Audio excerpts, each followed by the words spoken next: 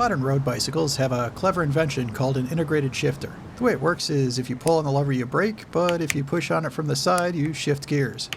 This setup's been around since the 90s, but I've never seen it applied to gamepad triggers. I see my design coming together with a kind of 2-pivot hinge configuration with some recoil springs. I'm using 2 Hall sensors that can tell the strength of 2mm neodymium magnets when the trigger is being pulled or pushed from the side. I'm just doing one side of the gamepad for this test run instead of a whole controller. This lets me quickly test an idea without getting bogged down in designing a complete gamepad.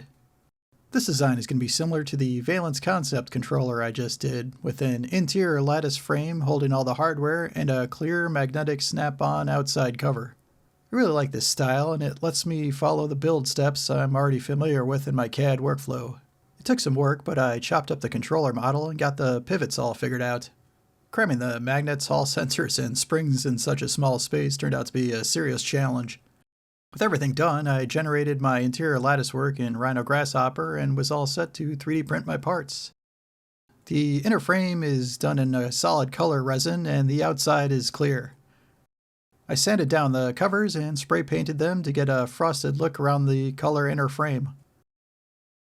For the electronics, I'm using this super small ESP32C6 board to drive everything. This thing is hilarious. It's so tiny it can't even fit its own onboard Wi-Fi antenna.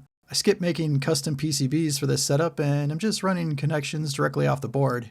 It's janky, but I don't have any serious space constraints, and most importantly, it's fast to build. I threw my old Valence touch controller code into Claude and stripped everything down to run in this new configuration. I also generated new calibration code for the Hall sensors. With everything wired up and my cover snapped on, I'm good to go.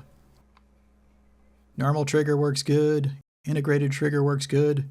The revised shoulder button design with my mouse scroll wheel is up and running. This layout is definitely something I'm going to keep playing around with again.